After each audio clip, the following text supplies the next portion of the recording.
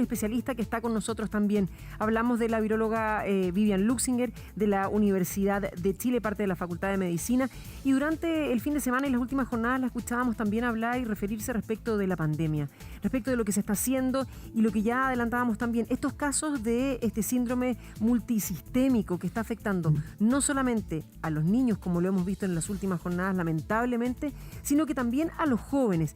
¿Cuáles son? Porque hablábamos antes, ¿no?, que había un caso, el caso de este niño en Puerto Montt, que él fue atendido por médicos de adultos que aparentemente no conocían mucho en profundidad de qué se trataba el famoso PIMS. Ahora, doctora Luxinger, cuando hablamos de este tipo de síndrome, ¿se está dando también en los adultos jóvenes? ¿Cuáles son las características en ellos? Hablamos largo respecto de lo que podía pasar en los niños, pero en las personas de 20, 30 años, ¿qué es lo que debería reflejar que están con esta situación? Buenos días y gracias por acompañarnos. Hola, buenos días.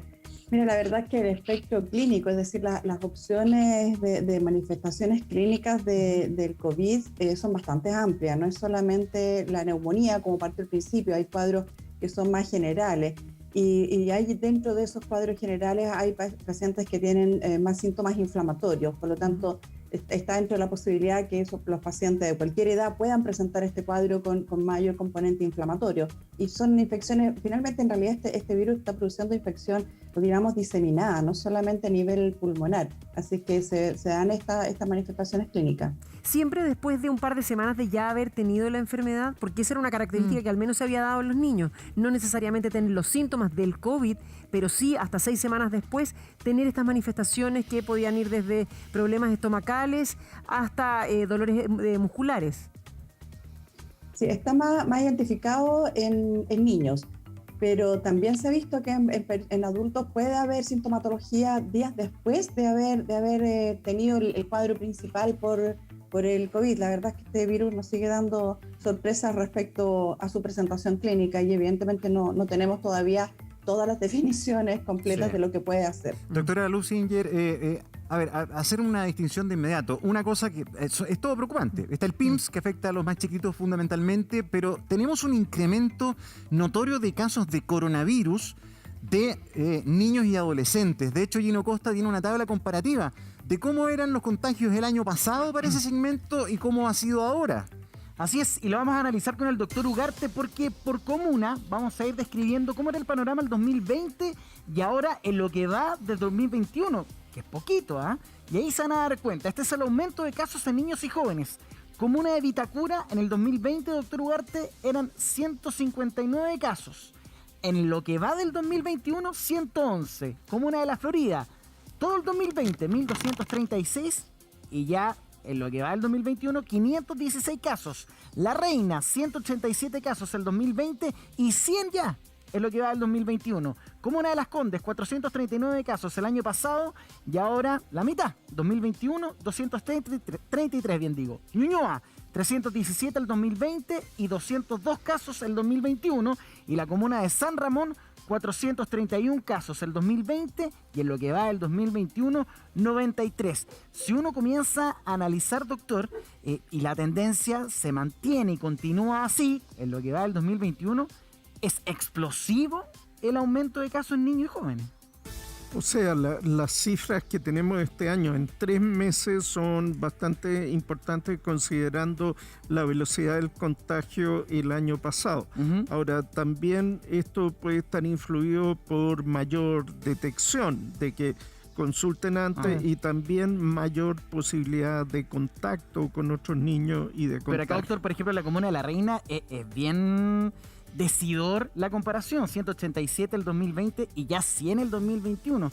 Allá la cantidad de exámenes que sabemos que es mayor, hay un evidente aumento de los casos. Y también en Vitacura, sí, de claro, 159 a 111, entonces vemos...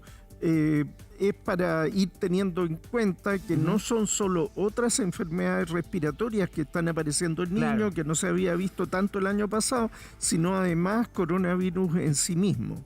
Doctor, ¿sabe qué? Y lo otro, preguntarle a la doctora Luxinger también. Cuando vemos esta mayor cantidad de personas jóvenes que no necesariamente tenían una comorbilidad o una enfermedad anterior, ¿usted lo atribuye a qué? ¿A las variantes o no necesariamente?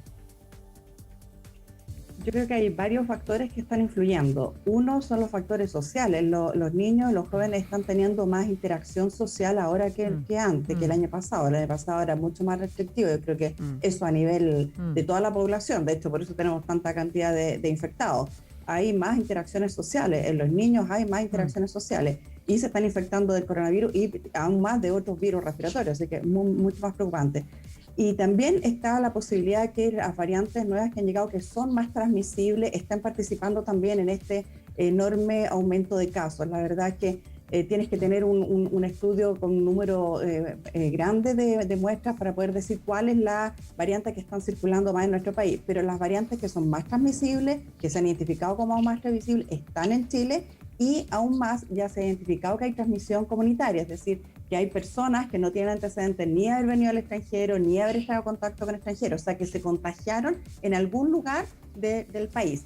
Y con esa evidencia de transmisión comunitaria uno puede pensar, sin tener cifras que lo certifiquen completamente, que pueden estar influyendo también en esta mayor transmisibilidad. Doctora, entonces también para los papás, porque incluso la Carola ponía el caso de Emilio, este joven adolescente del sur que perdió la vida producto del PIMS, y la mamá de él decía, a mí me prometieron que no eran una población de riesgo, los niños o los adolescentes. Ya no podemos decir eso, ahora sí corren riesgo y no es necesario tener alguna enfermedad de base.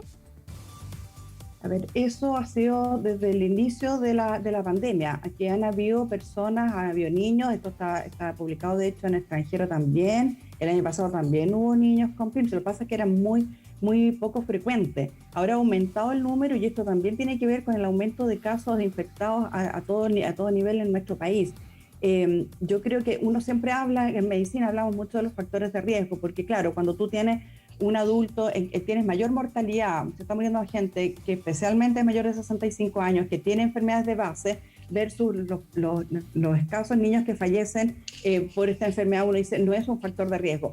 Pero aquí siempre hablamos en términos poblacionales y los porcentajes que usamos son poblacionales. El tema está que cuando yo digo, no sé, el 80% de los que se mueren son mayores de 65 años, quiere decir que hay un 25% que es menor de esa edad que se está muriendo. Entonces, individualmente yo puedo estar en un porcentaje o en el otro. Nosotros siempre hablamos en términos poblacionales. Entonces, claro, uno le dice a esa mamá, mira, su hijo por esa edad no estaba dentro de los conocidos como factores de riesgo, pero eso no significa que todos los que no estén absolutamente sin riesgo. Yo creo que ahí hay que tratar de transmitir la información de eso. Es lo mismo que hablamos con las vacunas.